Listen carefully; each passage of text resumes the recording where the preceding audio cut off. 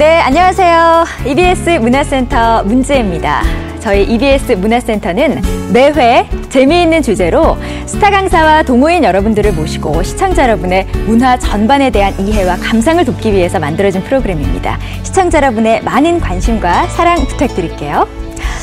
오늘 폐막식을 끝으로 소치 동계올림픽이 그 대장정에 막을 내렸습니다. 하지만 이 선수만큼은 두고두고 기억하실 것 같아요. 여자 피겨스케이팅의 전설 김연아 선수인데요. 오늘 EBS 문화센터가 마련한 그 첫 번째 시간은 김연아 선수가 선택한 피겨스케이팅 곡으로 명품 클래식을 알아보는 시간 가져보겠습니다. 오늘 도움 말씀 주실 강사분 소개해드릴게요. 클래식 칼럼니스트 정윤수 선생님 모시겠습니다. 어서 오세요. 네, 어서 오세요. 네. 김연아의 연기를 귀로 만나다. 김연아로 보고 듣는 명품 클래식. 어려운 클래식은 가라. 축구 해설을 넘어 클래식까지 접수한 칼럼니스트 정윤수와 함께합니다. 네, EBS 문화센터 그 첫 번째 이야기 본격적으로 시작해 보겠습니다. 우리가 클래식이라고 하면요. 뭔가 너무 어렵다, 네. 너무 고급의 문화다라는 편견 때문에 배워보고 싶어도 이게 접근하기가 쉽지가 않았거든요. 근데 김연아 선수의 곡으로 배워본다고 하니까 무엇보다 관심이 생기고 네. 재미있을 것 같다는 생각이 듭니다. 오늘 많이 기대해 주시고요. 앞으로 저와 함께 EBS 문화센터를 함께 이끌어가실 분, 개그맨 이용진 씨 소개합니다. 어서 오세요. 예, 안녕하세요. 네. 개그맨 이용진입니다. 반갑습니다. 반갑습니다. 이 문화센터를 제가 한다 그러니까 사람들이 이걸 왜 네가? 네가 뭐 문화를 알아? 알아. 예, 막 이런 식으로 얘기를 좀 하고 제가 또 전현무 씨랑도 방송을 하거든요. 그냥 웃기네. 분위기 차이가 좀 많이 나네요. 그죠? 역시 예, 확실히 그렇죠. 예. 깜짝 놀랐습니다. 고급스럽죠. 네. 저까지도 이렇게 굉장히 세련돼지고 고급스러워지는 그런 느낌을 받고 있어요. 그리고 네. 이게 문화라는 게 뭐 딱딱하고 어렵고 막 이렇게 생각하는 편견들이 그렇죠. 많은데요. 저를 보고 날려버리시길 바랍니다. 알겠습니다. 그리고 오늘 저는 이분들이 있어서 굉장히 든든합니다. 김연아 선수의 대해서는 누구든지 누구보다 잘 알고 있는 저희 그 김연아 선수 동호회 회원 여러분들과 함께합니다. 어서 오세요. 네, 반갑습니다. 반갑습니다. 누구보다 김연아 선수를 아끼시는 네. 분들일 네. 것 같아요. 자, 김연아 선수의 경기 장면은 다들 마찬가지실걸요. 네. 보고 또 봐도 이 감동과 환희가 느껴지는 네. 게 막 온몸에 전율이 쫙 오잖아요. 선생님도 그러셨죠?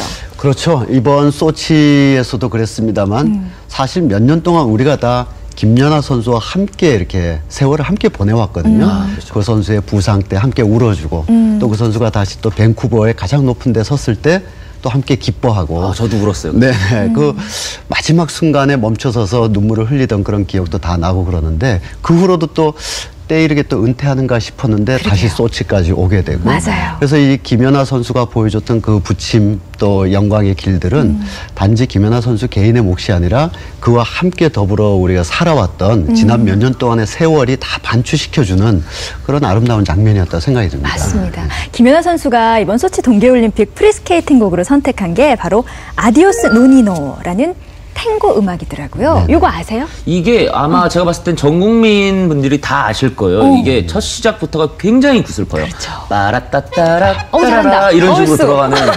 잘 맞춰요? 잘하네요. 구슬프다고 말씀하셨는데. 굉장히 신난다. 따라따라따라라 이렇게 네, 들어가는 그렇죠. 게. 예, 맞아요. 지금도 막 귀에 들리는 것 같은데 김연아 선수가 탱고 음악을 선택한 게 이번이 처음이 아니었다면서요? 네, 그렇죠. 17살 때 이제 본격적인 어떤 성인 무대에 등장하면서부터 이 탱고 음악을 선정했고요. 김연아 선수뿐만 아니라 많은 피겨 선수들이 좀 더 강렬하게 한순간을 임팩트 있게 보여줄 수 있는 곡들을 고르는 데 있어서 탱고는 자주 선택이 되기도 합니다. 김연아 선수가 처음 이제 세계 무대 자기 이름을 고딕체로 뚜렷하게 새길 때 이제 록산의 탱고라는 곡으로 우리에게 다가왔죠. 저는 그때 당시 약간 생각나는 게 머리에 이렇게 빨간 꽃을 꽂고 아마 그때 검은색 원피스에 빨간색 체크가 좀 들어갔던 그걸로 기억을 제가 좀 하고 있어요. 17살이라는 나이가 이렇게 약간 무색할 만큼 이렇게 굉장한 약간 좀 소년 이미지보다 연인의 모습, 여인의 모습을 좀 보이지 않았나. 그래가지고 이때가 아마 세계 신기록을 아마 달성했었던. 예, 맞아요. 김연아 선수가 17살에 세계 신기록 달성할 때 난 뭐 하고 있었나. 뭐 하고 갑자기 계셨어요? 그렇게 되면 이 프로그램 전체가 굉장히 우울해지면서. 그러게요. 네네. 아, 저는 정말 우울해요. 네. 전 더욱이- 군대에 있었거든요. 군대에 있었구나. 그렇군요. 더욱이 아침 배 타고 시간대인데. 있었어요. 저는 해군이어가지고. 그러게요. 아, 우울하네요. 좋습니다. 김연아 선수가 네. 이 탱고 음악을 두 번째로 또다시 선택한 네, 것은 네. 소치올림픽에 도전을 하면서 다시 초심으로 돌아가겠다는 김연아 네, 네. 선수의 의지가 담겨 있는 게 그렇죠. 아닌가 하는 네. 마음이 들어요. 김연아로 보고 듣는 명품 클래식 룩산네 탱고, 김연아 선수의 멋진 연기로 다시 한번 감상해 보시죠.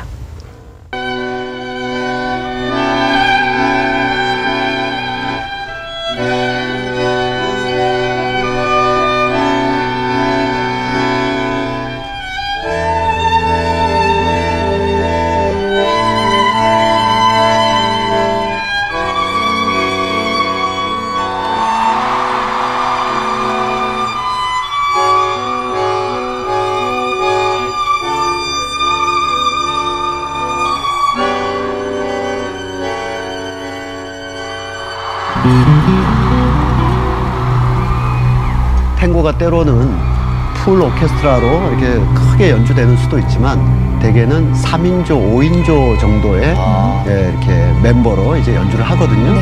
그래서 지금 기타 연주가 리프가 쫙 들어왔지 않습니까? 그리고 반도네온이 계속 깔리고 있는데 이 아코디언 비슷한 악기죠. 네네. 이런 악기들이 가지고 있는 애절함이 이 피겨 피겨 선수들, 특히 김연아 선수 같은 탑 클래스 선수들한테는 자기의 내면 세계의 어떤 여러 가지 열정들, 아쉬움들, 애틋함들 이런 것을 표현하기에 이 탱고만큼 딱 떨어지는 곡이 없다. 다시 봐도 그렇게 보이네요. 정말. 연기를 더 잘할 수 있게 도와주는 네네. 음악이라고 봐도 되겠군요. 네.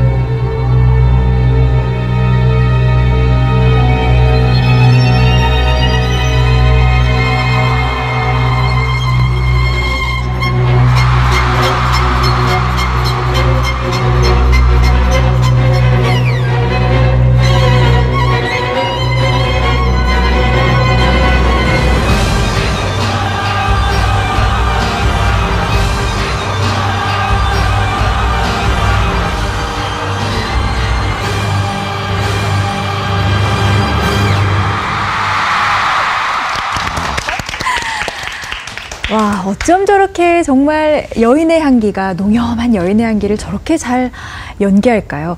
그 김연아 선수가 저 록산네 탱고를 연기하던 세계선수권 당시에 부상이 굉장히 심각했었다고 해요. 특히 허리 부상이 심해서 우리 이렇게 점프하잖아요. 그거를 못할 지경까지 있었는데 와, 어떻게 저렇게 훌륭한 연기를 보여줬을까 싶네요. 정말 대단하네요. 제가 그 부상 투혼에도 불구하고 완벽한 점프가 아니었나 이걸 기억이 됩니다.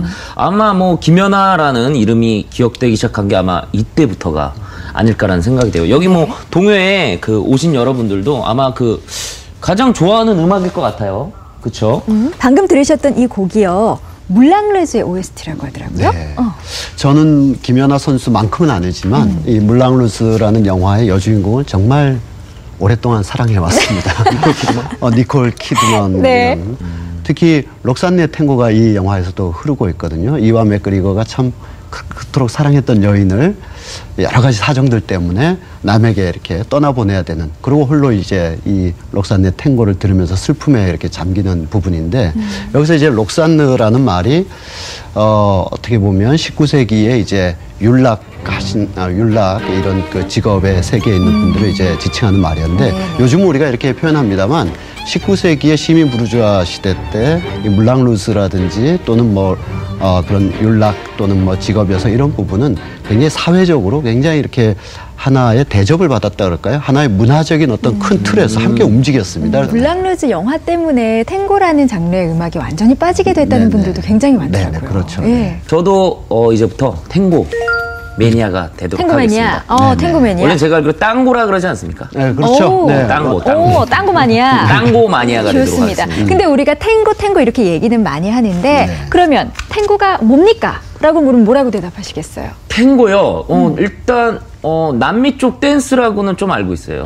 그 태생 배경 자체가 아주 호화로운 어떤 살롱에서 큰 무대에서 아니면 요즘 말로 하면 예술의 전당 같은 데서 이렇게 대를 이어서 제도와 간섭을 통해서 굳어진 그런 것이 아니라 아르헨티나의 부에노스아이레스겠습니다만 이런 도시들의 가장 허름한 곳에서 가장 쓸쓸하고 외로운 사람들이 지금 이 하루에 술이 한 잔 있고 사랑하는 사람이 있고 반도네온 연주자가 있다면 뭐 하겠습니까? 춤 한번 추면서 그들의 그날의 어떤 상념들이나 애틋함을 이렇게 풀어내는 것.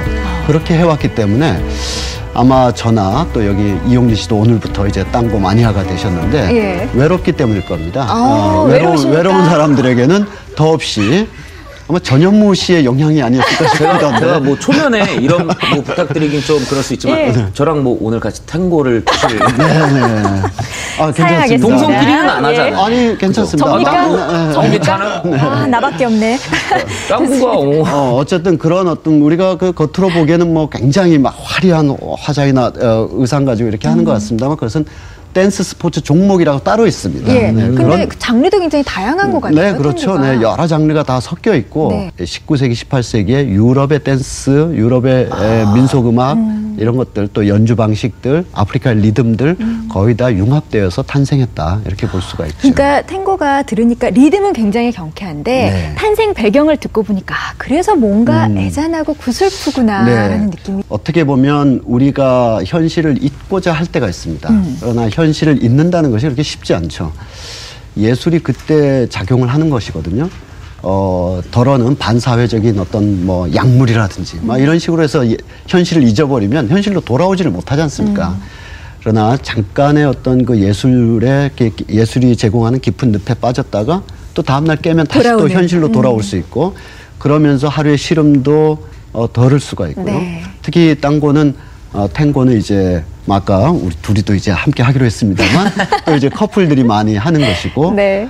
그러면서 이제 우리 뭐랄까요 어느 나라에나 있는 가장 슬픈 정한들 우리 민요도 그렇고요 그런 정한들을 깊이 가지고 있기 때문에 비단 부에노스아이레스라는 아르헨티나의 특수한 문화가 아니라 네. 전 세계 사람 누구나 지금 조금 쓸쓸하고 우울하다면 그 정서를 느낄 수 있는 네, 거죠. 얼마든지 빠져들 수 있는 그런 문화라고 할 수가 있겠습니다. 그렇군요. 예.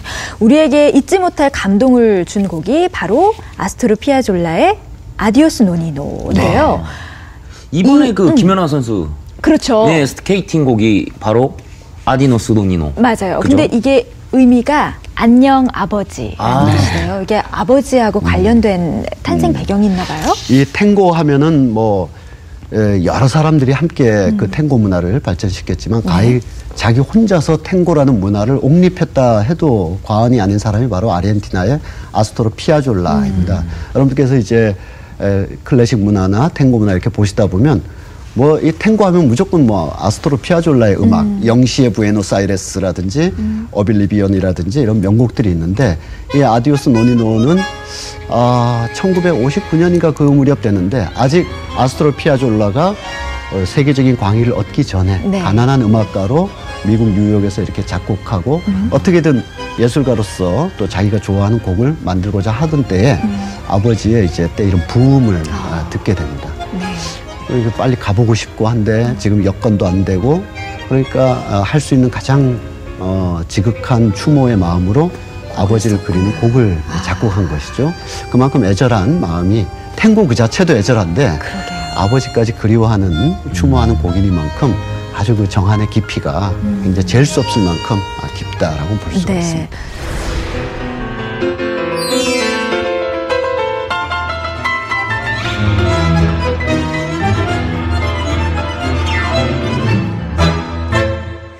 김연아로 보고 듣는 명품 클래식. 이번에는 김연아 선수의 팬클럽 여러분들한테 한번 질문을 드려보려고요. 김연아 선수가 그동안 선택한 곡도 많고 엄청나게 많은 경기들을 보여주고 정말 최고의 전율을 느끼게 한 경기들도 많았지만 여러분들이 생각하는 최고의 경기, 최고의 곡은 어떤 곡이었어요?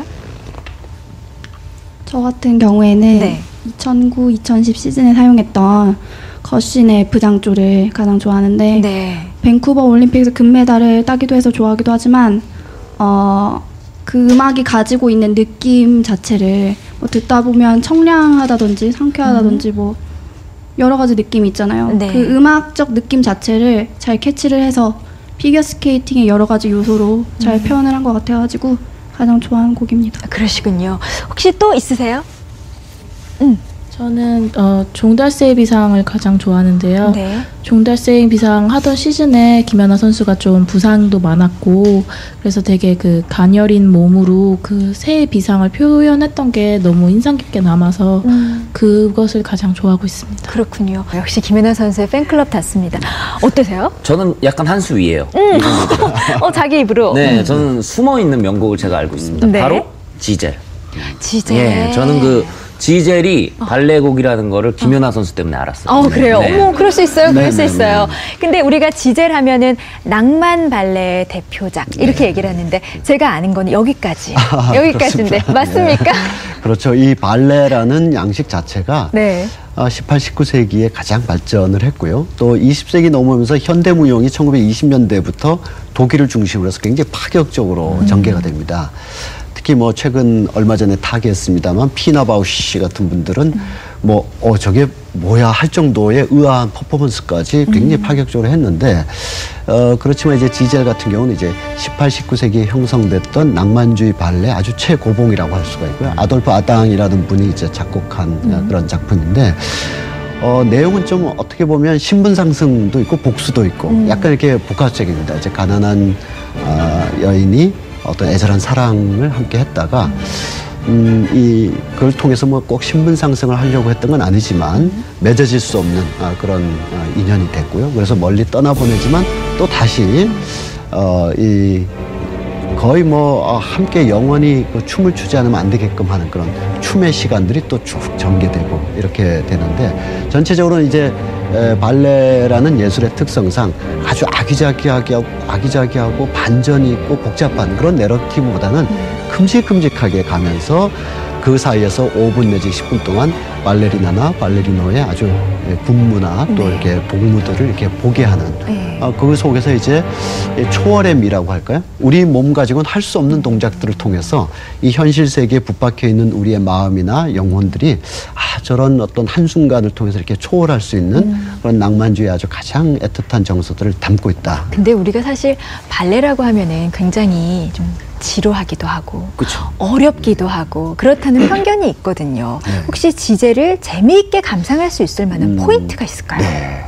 아무래도 기본적으로 지젤의 이야기를 알고 가는 것이 네. 왜냐하면 모든 이 발레에서는 오페라나 다른 예술에 비해서 말이 거의 없습니다. 네. 동작만으로 표현을 해야 되기 때문에 손동작이나 발동작 또는 거리 감각.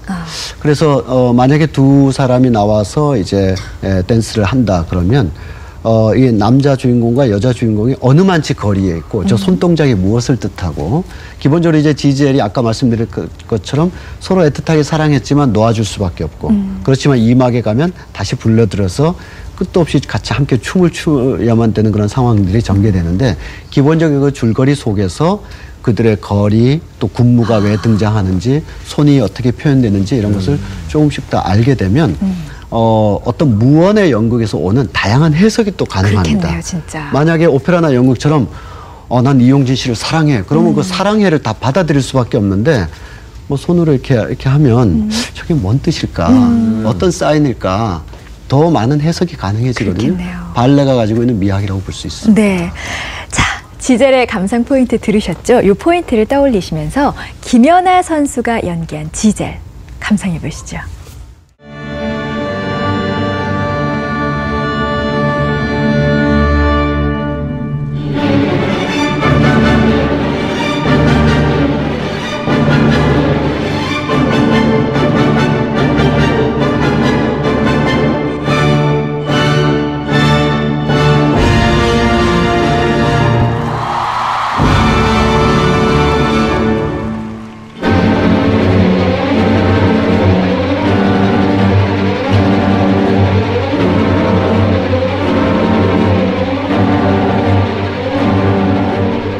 다른 오페라나 또 발레 이런 데 보면 여주인공들이 좀 수세적이고 운명의 덫에 이렇게 사로잡히는 그런 경우가 많은데 지젤 경우는 여주인공이 굉장히 전면에서 자기 운명을 흔들면서 이렇게 수동적인 여주인공이 아니라 네. 굉장히 적극적인 자기 운명을 주도해 나가는 그런 여주인공으로 나오고 있기 때문에 김연아 선수의 퍼포먼스, 이 연기 풀어가는 것도 굉장히 강한 네. 그런 인상을 주고 있는 것이죠.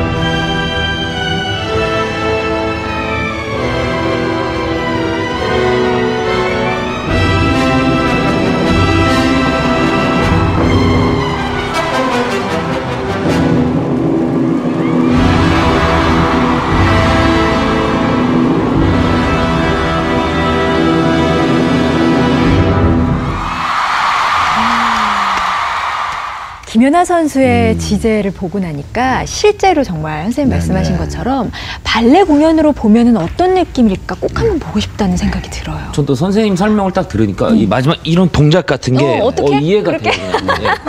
이게 막 이게 죽음을 표현한 장면인데 이게 막 굉장히 멋진 안무로 기억에 남네요. 이렇게 표정이랑 예. 고통스러워 보이나요, 좀? 선생님이 지금 아무 말씀 못 하고 계셔.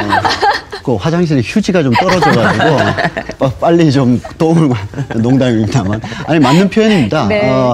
서양 문화사에서 그와 같은 장면은 고대 그리스 때부터 내려오는 장면입니다. 리듬이란 말이 있지 않습니까? 네. 우리가 보통 리듬과 박자가 헷갈리기 쉬운데 어쨌든 리듬이라는 게 있어요. 이렇게 흐르는 리듬이 있는데 라틴어에서 리트모스라는 말이 있습니다. 우리 삶은 계속 흐르고 있지 않습니까? 움직이고 있고 지금도 우리가 다 이야기를 하면서 움직이고 있습니다만 어느 순간 그 움직임의 한순간을 딱 정지시키는 겁니다. 정지를 시켜서 조각이 탄생하고 방금 말씀하신 것처럼 김연아 선수의 마지막 스탑 모션이 탄생하고 영화에서도 멈추는 동작이 있고 또 뭐 많은 음악에서도 브레이크 딱 걸면서 음악이 갑자기 끝나는 그런 탁 멈추면서 오히려 리듬이 영혼 속으로 동결돼 버립니다. 그게 고대 그리스 조각에서 보면 승리의 니케상이라든지 이게 날개처럼 이렇게 해서 딱 이렇게 도약하는데 도약을 하는지 사뿐히 내려앉은 것인지 알 수 없는 어떤 미묘한 상태를 보여주는 것이죠. 지금 마지막에 김연아 선수의 그 인상적인 장면 이용진 씨께서 너무나 잘 재현해 주셨습니다만 그 동작 이후를 우리가 무한하게 연상하는 거죠. 그러면서 순간으로 동결된 순간의 동작을 통해서 영원불멸의 어떤 가치나 영원불멸의 어떤 열망 같은 거를 딱 느끼게 하는 것. 이것이 발레의 가장 큰 특징이라고 할 수가 있겠습니다. 그렇군요. 네. 우리가 왜 이 지제를 낭만 발레의 대표작이라고 하잖아요. 그것을 낭만주의의 일환으로 이렇게 생각을 해도 되는 그렇습니다. 건가요? 19세기에 시민 교양층이 크게 등장하게 됩니다. 이들은 자신의 삶에 대해서 신에 의존하지도 않고요. 또 대땅이 있어가지고 이 땅에 의존하지도 않고 도시에 몰려든 시민들. 우리 똑같지 않습니까? 그냥 우리네요. 네. 이 도시에 몰려든 사람들의 외로움, 격정, 뭔가 이 답답하고 권태로운 일상으로부터 벗어나고 싶은 마음. 또 이 지금 살고 있는 이 삶 하나하나가 금세 어디론가 다 움켜진 모래처럼 다 빠져나갈 것 같은 그런 아쉬움들 이런 것이 굉장히 서정적이고 굉장히 우아한 선율이나 그림 속에 나오게 되죠. 그 이전에 이를테면 계몽주의자들의 이성이라든지 괴테를 비롯한 고전주의자들의 엄격한 규칙 이런 거로부터 벗어나서 네. 예술가 내면의 자유스러운 충동이 기꺼이 막 표현되는 이런 시대라고 볼 수가 있겠습니다. 인간의 감정, 네네. 뭐 이런 것들이 네, 더 그러니까 이제 발레나 오페라가 크게 예. 주목을 받았던 것이죠. 그렇군요. 김연아 선수가 어떤 곡을 선택하느냐에 따라서 클래식계에 새로운 바람이 불고 뭐 이런 정도의 네. 영향력이라면서요. 글쎄요, 그건 저도 더 한번 확인해 봐야 되겠습니다만 적어도 클래식에 대해서 조금 무관심했거나 네. 꼭 클래식만 최고의 예술은 아니거든요. 우리 대중음악도 얼마나 아름답고 가치 있는데 네. 그러나 이제 김연아 선수의 선곡에 의해서 저 곡 인상적이다. 그냥 우리처럼 지금. 더 관심 있어지는데 하면서 이제 많은 곡들이 이제 음원 차트에 올라가기도 하고 네. 관심도 늘고 그런 현상 분명히 있습니다. 네. 김연아 선수의 프로그램 중에서 또 인상적인 게 죽음의 무도 기억나세요? 죽음의 무도. 네. 또 세계 신기록을 시즌 중에 2번이나 달성했었잖아요. 대단해요, 예. 진짜. 대단했었죠. 근데 진짜 이 죽음의 무도가요. 저도 김연아 선수 프로그램 중에 가장 기억에 남고 좋아하는 거긴 하지만 네네. 김연아 선수 본인도 스스로 최고라고 뽑은 프로그램이라고 해요. 진짜 뭐 표정, 동작, 뭐 의상, 그 절도 있는 안무 뭐 하나 정말 빼놓을 수가 없고 눈을 뗄 수가 없었는데 죽음의 무도 하면 김연아, 김연아 하면 바로 그냥 죽음의 무도라고 네네. 기억하시는 분들도 그런 많으시거든요. 곡들이 있죠. 죽음의 무도라는 테마가 유럽의 예술사에서 여러 번 변주가 많이 됩니다. 네. 그런데 김연아 선수가 선택한 곡은 이제 까미유 생상스라는 분의 작곡된 아주 강렬한 그런 충동이 담겨 있는데 그 곡을 이제 주로 담았죠. 까미유 생상스는 19세기 중엽 이후에 프랑스에서 그게 활약한 그런 네. 작곡가인데요. 이 생상스뿐만 아니라 프란츠 리스트 같은 사람도 죽음의 무도, 독일어는 이제 토텐탄츠라고 하는데 그런 아주 강한 피아노 곡을 남기기도 했습니다.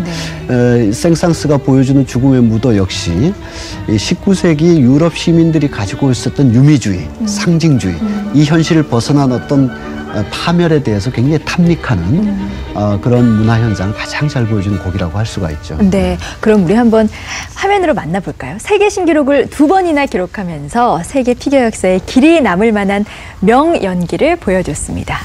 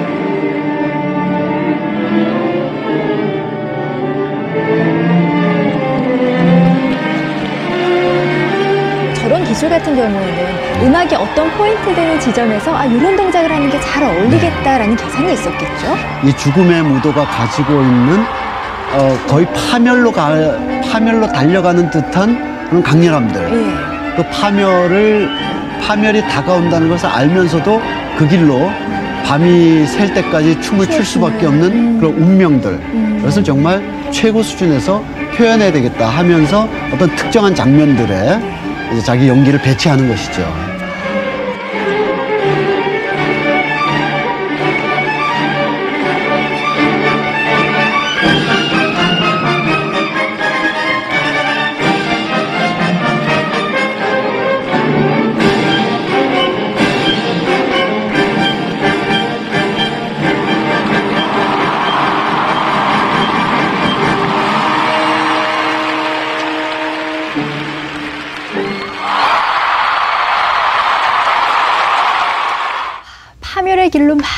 뛰면서도 네. 춤을 멈출 수 네, 없는 김연아 선수의 경기 함께 이해하면서 보니까 진짜 감동이 배가 됐습니다. 네. 너무 좋았어요. 그쵸. 이게 그냥 스케이팅 그 기술만 보다가 분위기를 알고 어떤 의미인지 어떤 곡인지 해석을 하고 보니까 확실히 이제 이해가 되네요. 그렇죠. 예. 왜 이 피겨라는 장르를 정말 수준 있게 보는지 이제 좀 알 것 같아요. 그리고 더 재밌어졌어요. 아, 네. 네. 다행입니다. 우리가요, 이 제목이 죽음의 무도잖아요. 네네. 근데 죽음에 대한 인식이 그때 당시에는 어땠나 모르겠어요. 죽음하면 뭐 누가 죽음을 기꺼이 막 원하고 바라겠습니까? 그렇죠. 가장 두렵고 네네. 무서운 거잖아요. 그래서 우리 시청자분들께서 잘 이해하셔야 될 게 예술가들이 소재나 주제로 죽음을 다뤘다고 해서 그걸 직접적으로 저 예술가가 뭔가 인생이 안 풀려가지고 좀 뭐 답답하고 돈도 좀 없고 힘든가 해가지고 보다. 힘든가 보다. 어디 전화해도 대출도 잘 안 되고 그런 게 아닙니다. 죽음이나 외로움이나 병든 자를 기록했다고 해도 그분이 만약에 그런 작품을 하다가 아프면 의사 찾아갑니다. 네. 서양 클래식에 있어서 죽음에 대해서 가장 수준 높게 작품 활동을 했던 사람이 구스타프 말러 같은 사람인데 이분도 자신의 아픔을 고치기 위해서 의사들 많이 찾아갔고요. 또 심지어는 네덜란드까지 가가지고 지금부터 프로이트를 만나서 자기의 정신 상담을 좀 받기도 하고 그랬습니다. 그러니까 예술가들이 죽음을 다뤘다고 해서 기계적으로 뭐 좀 병약한 사람이 왠지 뭐 저런 거 했나 보다 그렇게 생각하시면 안 되고 그 시대의 인상, 그 시대가 죽음과 삶을 어떻게 이해했는가 이 점이 중요한데요. 실제로 예술가들이 또는 그 당시 사람들이 죽기를 원했다기보다는 죽음이라는 영원불멸의 어떤 그런 순간을 통해서 삶에서 정말 간직하고 싶은 그런 아름다움이나 가치나 이런 것을 좀 반영해서 보여주고자 했었다. 이런 생각. 그 속에서 이제 김연아 우리 선수가 이렇게 작품했던 죽음의 무도도 같은 맥락에 있는 작품이라고 할 수가 있겠습니다. 그러니까 죽음이라고 해서 무조건 무섭고 막 멀리 떠나보내고 싶고 막 무겁고라고 이렇게 생각을 했었는데 결국은 죽음 앞에서는 모두가 다 평등하고 누구에게나 다 죽음은 가까이 다가와 있다라는 거를 그렇죠. 다시 한번 인식하게 하네요. 어떠셨어요? 무섭어요. 좀 무서워요. 좀. 네. 왜냐면 저도 분명히 뭐 두 분들에 비해서 30이라는 나이가 좀 어리긴 한데 비슷한데? 비슷한데요? 무슨 소리 하시는 거예요?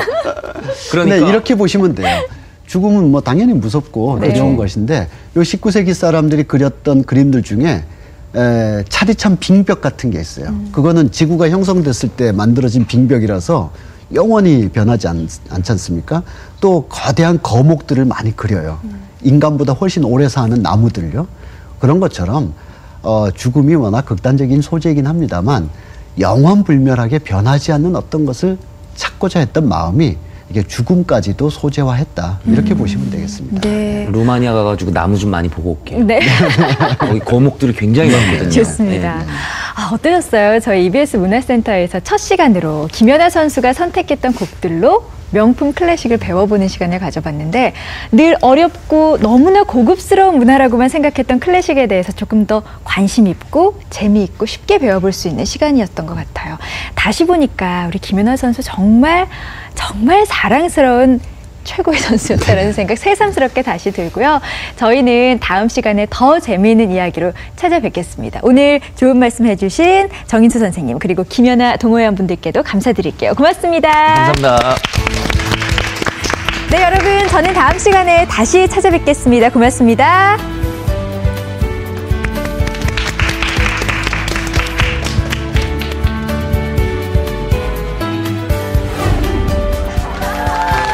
봄, 나만의 스타일을 찾아라. 스카프를 같이 연출을 해주신 스타일리스트 신우식이 제안하는 2014년 봄 패션 트렌드. 블랙앤화이트로까지도 연출하실 수 있게끔. 근데 네네. 이렇게 많은 패션 동호인들의 스타일 대변신. 올라와 주세요. 자, 모셔보도록.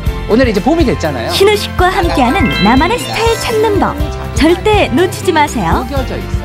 팬츠라고 하겠습니다. 팬츠 좋네요.